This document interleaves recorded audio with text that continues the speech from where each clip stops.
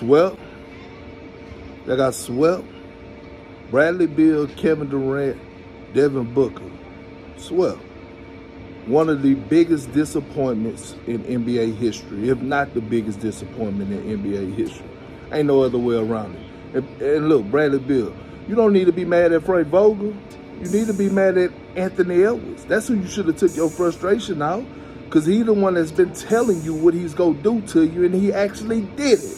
To all of y'all, you, KD, and Book, he did it. The man averaged 38. The man averaged 38 at y'all crib. Them 2 games at y'all crib. Walked in their shoes all muddy, standing on furniture, went in y'all refrigerator without asking, fixed them some Kool-Aid, and did whatever he needed to do. Man, look, the Timberwolves is real. Lil 89 Mike, he real. Karl Anthony Towns and Rudy holding it down. That defense is real. Them boys probably going to the Western Conference Finals. Denver, y'all better get ready to strap y'all shoes up. But at the end of the day, here we go again, pointing the finger at Frank Vogel. Pointing the finger at Frank Vogel, because that team been lacking what? All season long?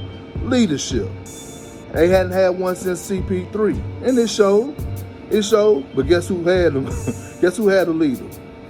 Minnesota. You know his name is? Anthony Edwards. And did it in great fashion. Man, y'all went out sad, man. Cupcakes, creamy in the middle. That was an embarrassment. Carry on. What it do? It's your boy Wavy. Stay Wavy TV, back in town with another one. So Big Perk, man. Kendrick Perkins just clowned Kevin Durant, Bradley Beal, and Devin Booker for getting swept or eliminated. Did they get swept? Yeah, they got swept. These niggas got swept. Getting swept by the young Minnesota Timberwolves, man. It's the first time that they've advanced in the playoff series since 2004, when goddamn KG, a.k.a. Kevin Garnett, was still on the team, man. And it's well-deserved. It is well-deserved. You know what I'm saying? Anthony Edwards was literally talking shit the whole series, man. Talking shit about KD. And this is a very physical series, man. There was a lot of fights, you know what I'm saying? A lot of back and forth. A lot of physical play, which is expected in the NBA playoffs. But what surprised me the most is Bradley Beal, man. Devin Booker showed up this game, man. Devin Booker, he went out on his shield in Game 4. He dropped like 40-some points. Kevin Durant, he did his thing. What I liked about this game is Kevin Durant came out playing physical from the first quarter. You could tell Kevin Durant really did not want to get swept. He literally laid it all on the court. He did everything he could. And Bradley Beal, man. For Bradley Beal, after losing Game 3, to sit at the press conference and laugh when a reporter asked him about getting swept, and he said, "I never got swept in my life." For you to just come out tonight and score 9 points and just literally dookie on yourself during the game like Paul Pierce did, where he had to get pushed out on a wheelchair with doodle all in his ass.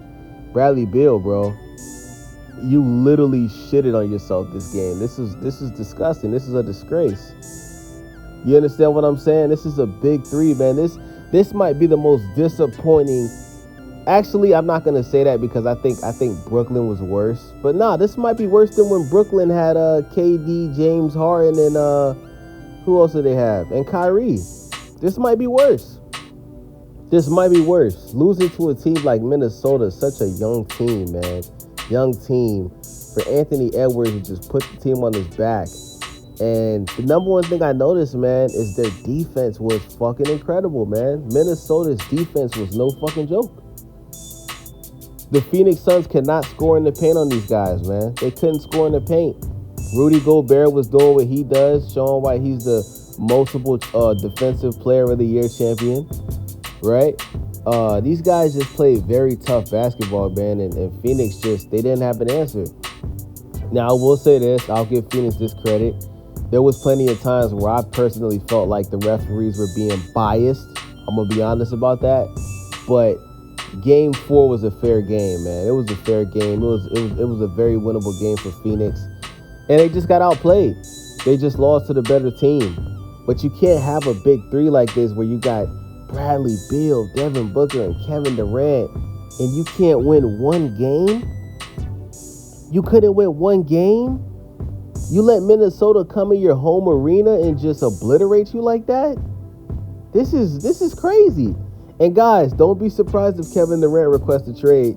You know he's known for doing that.